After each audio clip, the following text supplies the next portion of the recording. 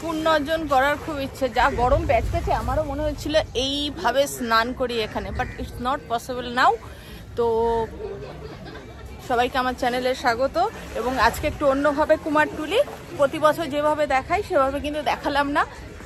আর যারা এখনো সাবস্ক্রাইব করেনি তাদের সবাইকে বলে দেবো যে আমার চ্যানেল জাম্পিং মাইন্ড আর আমি হৈমন্তী, আমার চ্যানেলে সবাই সাবস্ক্রাইব করে আমাকে একটু উৎসাহ দিন। প্রায় 200 বছরের পুরনো কলকাতার একটি পাড়া হচ্ছে কুমোরটুলি। এখানে কুমোরেরা বসবাস করে।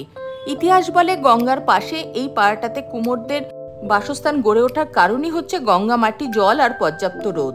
সেই সময় মধ্যবিত্ত এবং নিম্ন মধ্যবিত্তরা মাটির থালা এবং মাটির হাঁড়ি ব্যবহার করত। উচ্চবিত্ত কিছু মানুষ মাটির ঠাকুর গড়তে দিত।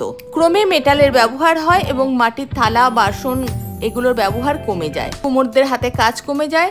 এখন শুধু মূর্তি গড়া ছাড়া এদের হাতে আর কাজ নেই। Welcome back to my channel. আজকে আমি একটু দেরিতে হলেও কুমারটুলিতে যাচ্ছি। দেখছেন,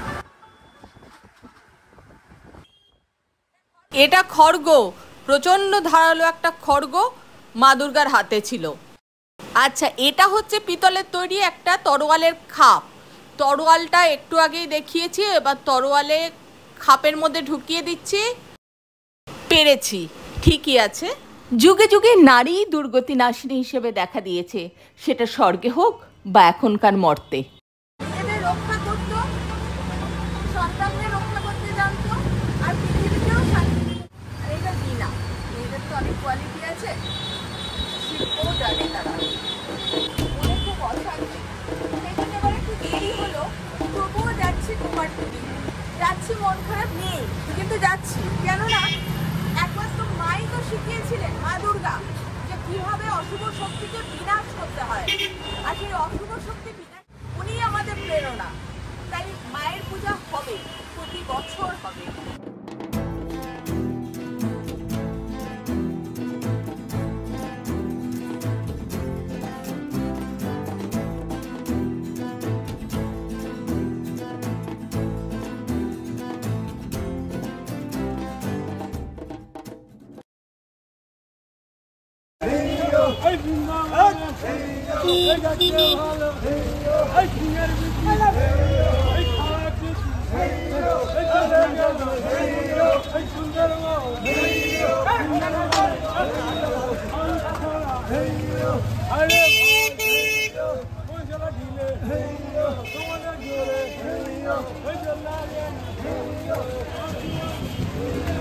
মানুষের জীবিকা কত রকমের হয়।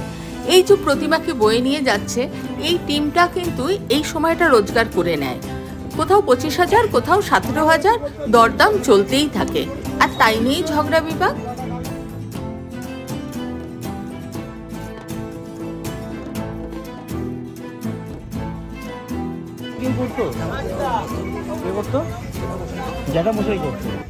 আচ্ছা, আর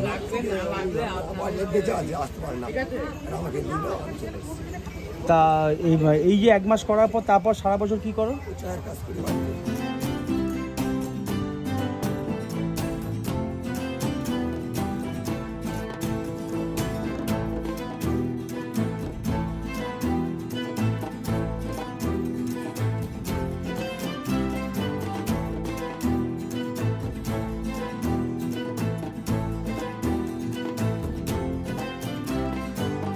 যে কোনো পুজোয় যে কোনো উপাচার যা যা লাগে সব এখানে পাওয়া যায়।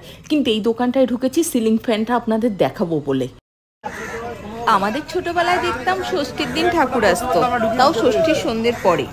আর এখন তো মহালয়ার দিন থেকেই মা দুর্গা তার ছেলে মেয়ে সাঙ্গ পাঙ্গ নিয়ে মানুষের ঘাড়ে চেপে অথবা ট্রলিতে করে চলেছে মণ্ডপে মণ্ডপে। দাদা, এই ডাকের শ্বাসটার দাম কত হয়েছে? এটা 4,500 মা দুর্গার নয়? এটা না, কালীর মাল, কালী। আর এবার দুর্গার সাজের কিরকম দাম হলো?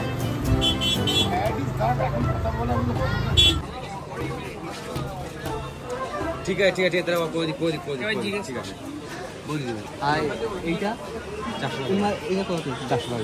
400 টাকা দাদা বলে দিচ্ছি কত দিতে হবে। এগুলোর জোড়া কত? 140 টাকা। এবার কি দাম বেড়েছে? তাহলে এবার সোলার কাজে পুজোর যাই হোক দাম বাড়েনি। এটা 140 টাকা জোড়া, ভালোই তো লাগছে দেখতে।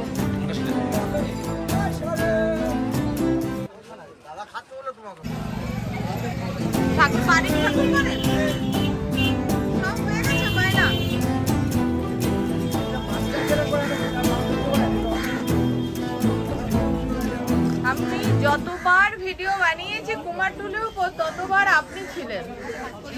হ্যাঁ, সেই করোনার সময় থেকে। আপনারা তো সকলেই জানেন যে কুমারটুলির প্রতিমা প্লেনে চড়ে বিদেশে যায়। পৃথিবীর বিভিন্ন কোণায় যেখানে বাঙালি হিন্দু আছে তারা এই সময়ে দুর্গাপূজা করে থাকে। আর এই প্রতিমার দাম নির্ভর করে তার সাজের উপরে, কি গয়না পরছে, কি শাড়ি পরছে, তার উচ্চতা কত, এইসবের উপর।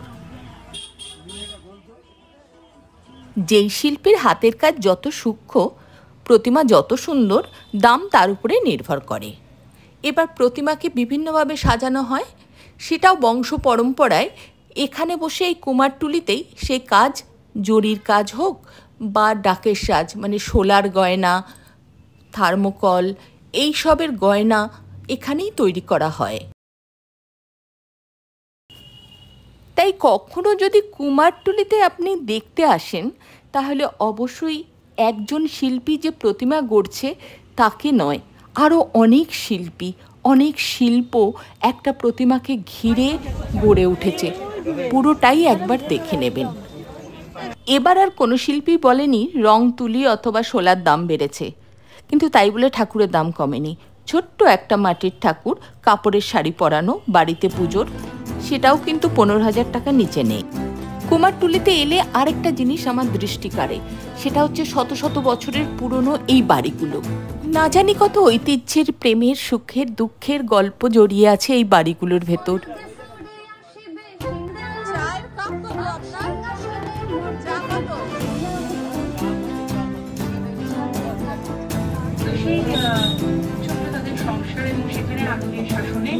টাকা চা কুমারটুলিতে, চাটা টেস্টি। এখানে এর আগেও যতবার চা খেয়েছি ঠিকই আছে, চায়ের টেস্ট ঠিক আছে, দামটা বেড়ে যাচ্ছে। মানে ধরুন 2.5 টাকা থেকে শুরু করেছিলাম, আজকে 10 টাকা চায়ের দাম।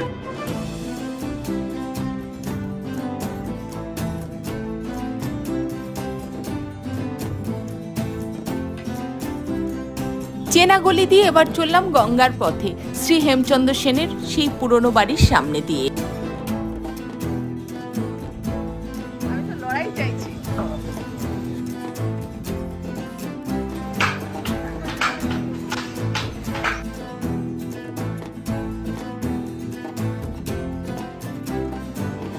পুরনো বাড়ি ভেঙে নতুন করে গড়া হলেও রামকৃষ্ণদেব যে এখানে তার পদধূলি দিয়েছিলেন সেটা ফলকে সুন্দর করে লেখা আছে।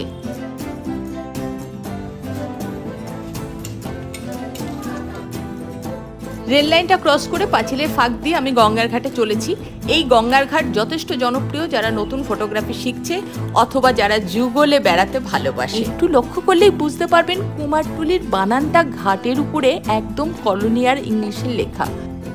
এখনও কলকাতা কর্পোরেশনের দলিল দস্তাবেজে কুমারটুলির এই বানানই লেখা হয়।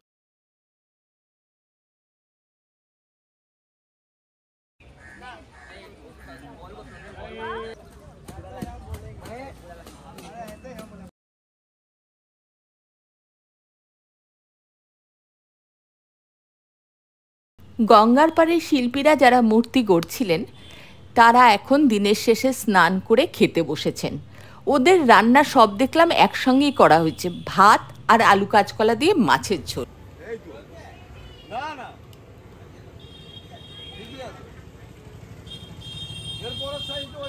রোদের উপর ভরসা নেই দেখে এখন কৃত্রিম উপায়ে মাটি শুকিয়ে প্রতিমাকে শুকনো করার চেষ্টা হচ্ছে। প্রতিমা না শুকলে তো ওর উপর রং ধরবে না।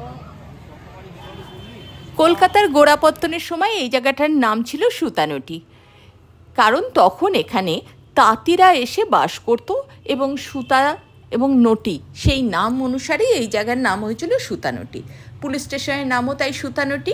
আর এখান থেকে কাশিমিত্তির শ্মশানঘাট সোজা। এইগুলো না দেখিয়ে কুমারটুলির ভিডিও শেষ করা ঠিক না। সবাই ভালো থাকুন, সচেতন থাকুন।